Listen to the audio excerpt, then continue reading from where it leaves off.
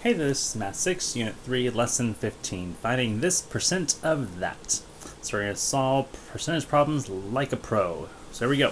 Find the value of each expression mentally. So we're going to do 23 times 100. So that means we're going to 0.23, sorry, move the decimal over 2 spots. 100 moves it to the right twice, and so we end up with 23 as our answer there.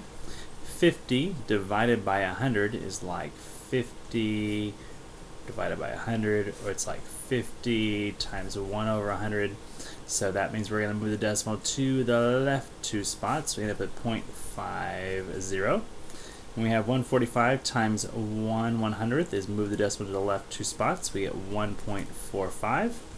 And then 7 divided by 100 is like 7 times 0.10. So 7 times.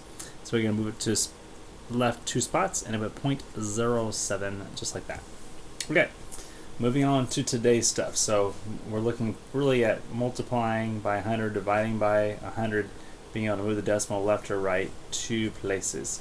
Right, 2 places when we're doing hundreds, and it's 1 place when we're going by tens. Right, so that's my 100 and that's my tens. Moving over, number 2, audience size. The school held several evening activities last month. Most likely I was on supervision duty for all of them. A music concert, a basketball game, a drama play, and literacy night. Yep, I was in charge of all those. Awesome. The music concert was attended by 250 people at the music concert. How many people came to each of the other activities? So attendance at a basketball game was 30% of the concert. So we're talking about 30% of the concert, which was 250. A couple ways of approaching this here. Okay, I could use a tape diagram. Okay, and I could recognize that if I wanted to get to 30%, I could take 250 and I could divide that by 10.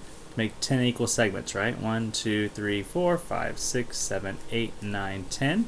And 250 divided by 10 is 25, meaning that every one of these square segments would be have a value of 25. 30% would be 3 of those, so 25 times 3 would be 30% of 250, which ends up being 75. Does that work? It certainly does. So that's using a tape diagram to help make that work. Are there other approaches? Absolutely. But that's just one way of showing you how you might consider doing it. Okay. So attendance at the drama play was 140% of attendance at the concert. So we're looking at 140% of, and the concert was 250. So again, okay, now that this is 140, I can see I'm counting by 20s there. So we think about, before we talked about 100, 100% can be broken up into 5 segments for 20% each, right? 20, 20, 20, 20, 20. If I'm doing 140, that's like adding 2 more chunks of 20, right? That's 140%. So for 250, okay, 250 is my 100% mark. So let's divide that by 5. And the reason we're doing 5 is because the 100% mark says that I have 1, 2, 3, 4, 5 segments. So 250 divided by 5 will tell me how much goes in each one of these segments, which in this case would be 50. So every box has a value of 50. And 140%, which is going to be 120, 40%, is every box. So there are 1, 2, 3, 4, 5, 6, 7 boxes. So 50 times my 7 boxes is 350. So that would mean 140% of 250 is 350. Which makes sense. It should be greater than what I have there. 140% is more than 100%. And finally, attendance at literacy night was 44% of the attendance at the concert.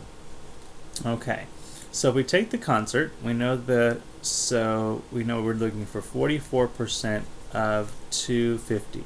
All right, now what I can look at 250 is I can say, well, I know 44% is the same as a 40%. And 4%, right? It's also the same as a 10, well, yeah, leave it like that. So we know we can get there to a 40 like so. We also know that we can get to 1% pretty easily as well. So let's take a look here.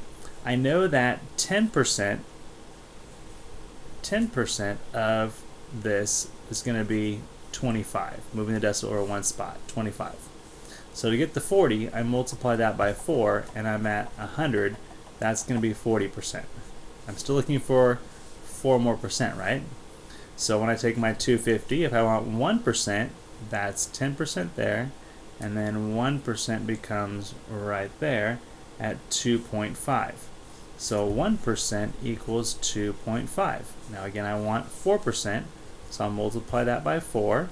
We have 8, 9, 10, and 1 decimal, so I have 10 right there. So 4% is 10. So what do we know? We know that then 44% is going to be 40 plus that, so we end up with 100 plus 10, so 44% is going to equal 110.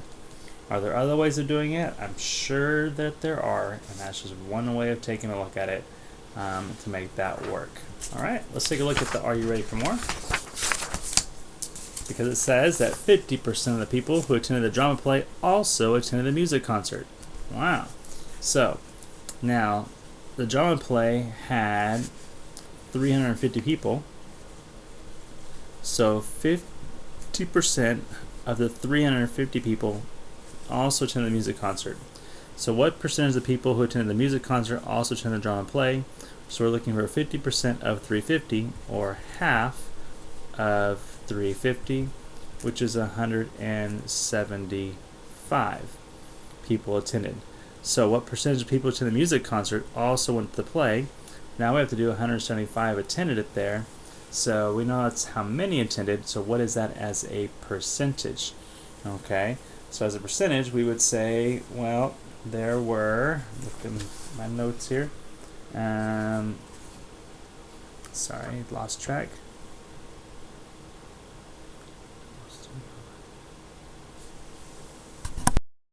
Okay, so what we're saying here is that 175 people went to drama, but that of those, that's who also went to the concert as well. So it's 175 of the total of 250 people at the music concert.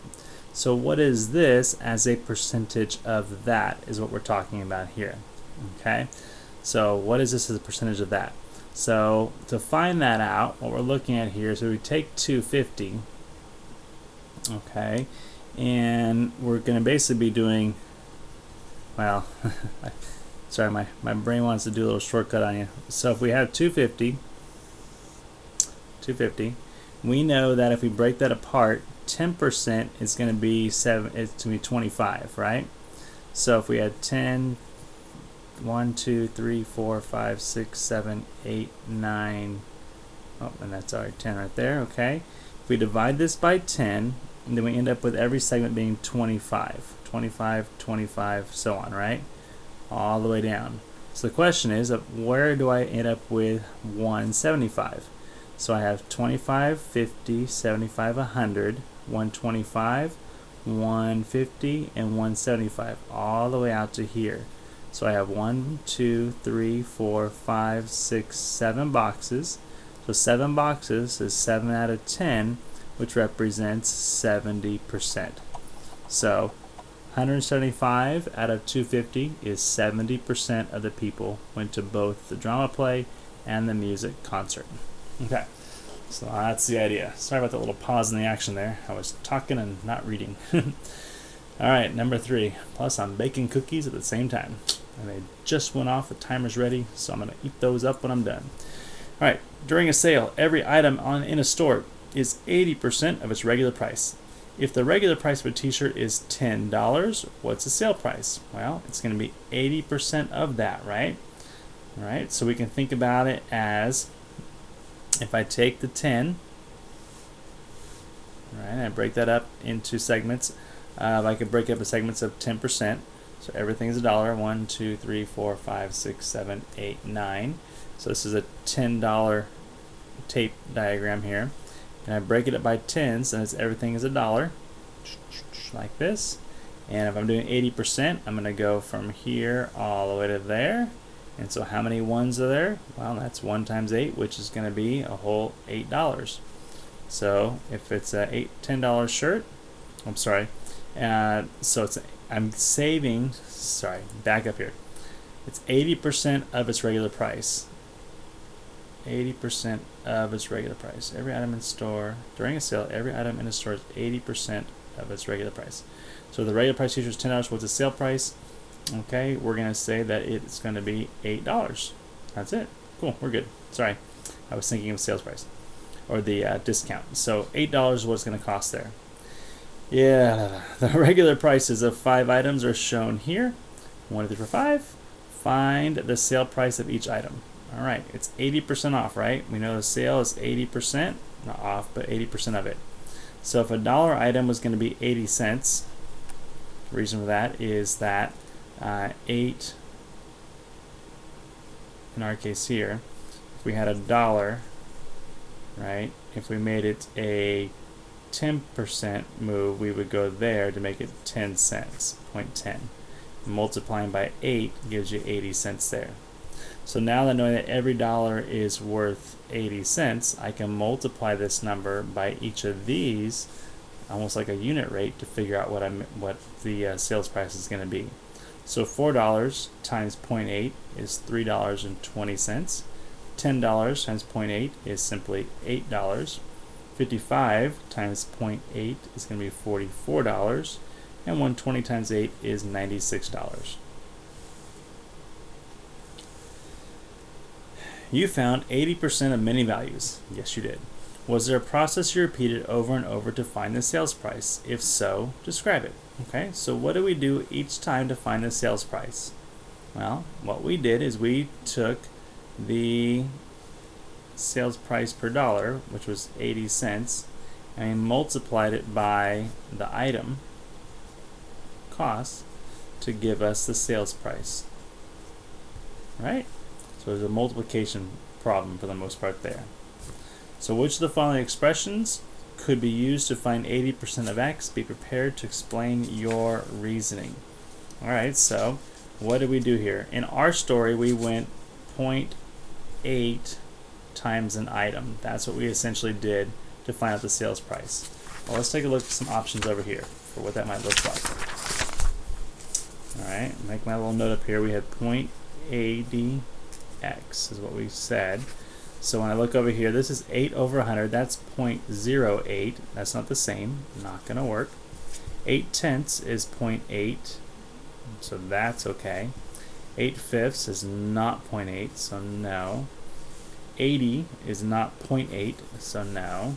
0.8 is 0.8. So yes. 80 over 100 is also 0.80. 0.80. That's fine. 4 tenths is the same as 2 fifths, which is going to be like 0.4, so that's a no. 4 fifths, if you do the math on that, I can make that into an 8 tenths, which is going to work, so yes. 8's not going to work, and this is 8 hundredths, so not going to work as well. Those are the ones that are going to work well for us there. Alright, so in summary, to find 49% of a number, we can multiply the number by 49 over 100 or 0.49. It's just a straight multiplication problem. So 49% means do 0.49 times that number and we're set to go. Right? So 0.49x becomes a multiplication problem. If I'm doing 135%, I do 1.35 times that number. If I'm doing 6%, I can do 0.06 of that number. So in general, to find the percent of x, we can multiply like so. We can take a number, divide it by 100, and we multiply it by x. And that is the way we can find percents of various numbers pretty quickly. We're going to pause there. I'm going to eat some cookies, and we'll come back and check the homework together.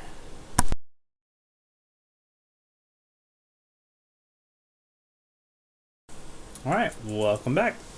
To find 40% of 75, Prior calculates 2 fifths times 75. There's a calculation, give her the correct value for 40% of 75.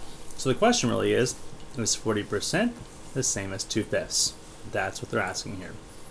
So 40%, we know, is the same as 40 over 100. 2 fifths can be multiplied by 2 over 2 to give us 4 over 10. 4 over 10 can be multiplied by 10 over 10 to get us 40 over 100. So what do we have? We have indeed the same value.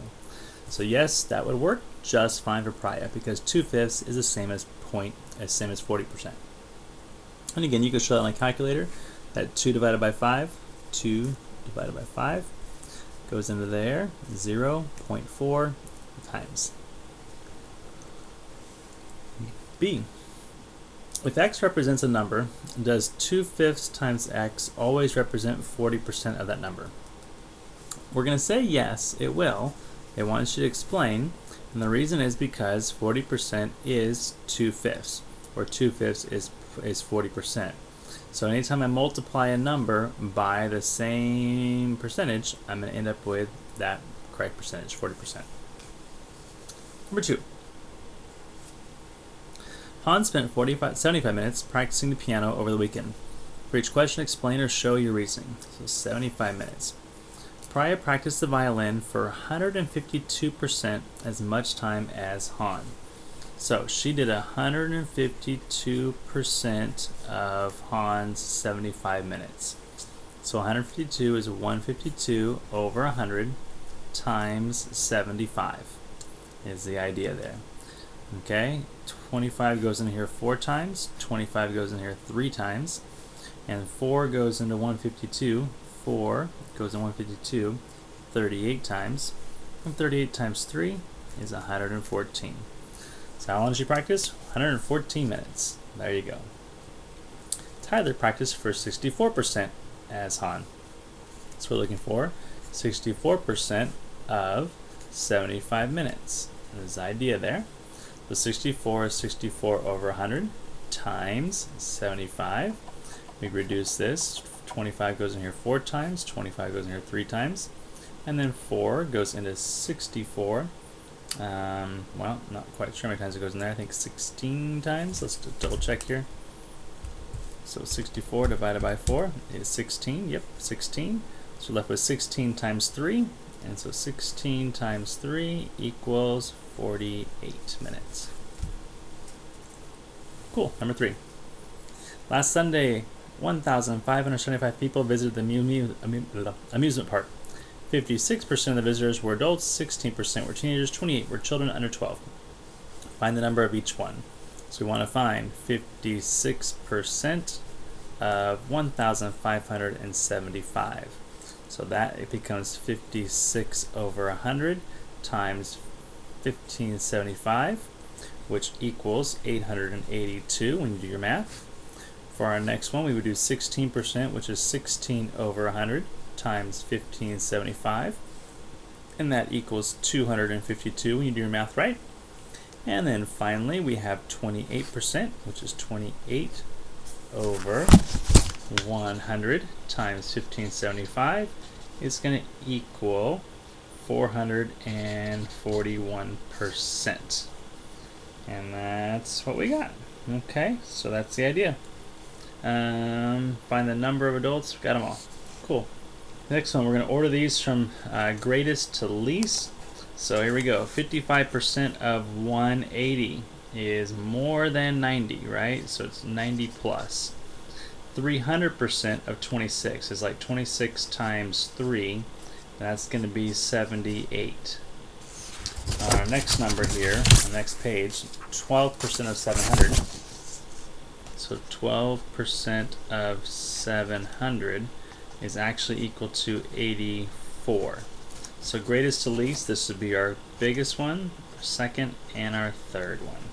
Just like that. Okay? Awesome. And let's look at the next page. Number 5. Completed statement. 20% of 60. Well, you can do mental math here. 10% is 6, and 6 times 2 is 12. 25% of what number is 6? Well, so 25% is 1/4, so 6 times 4 is actually 24. So 25% 24 is 6. What percent of 100 is 14? We would say 14%.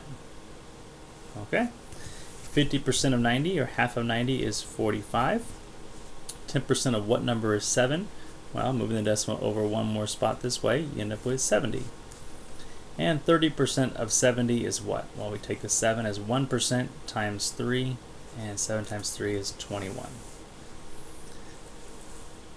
A shopper needs 24 sandwich rolls. The store sells identical rolls in 2 different size packages. They sell 6 for $5.28 and 4 for $3.40. Should they buy a 4-pack or 6-pack? So we're looking to see how much per one, and that'll tell us what we want to do. So to find out per one, we can do 6 divided by, or $5.28 divided by 6 will tell me how much this costs for one. So 6 goes into 52.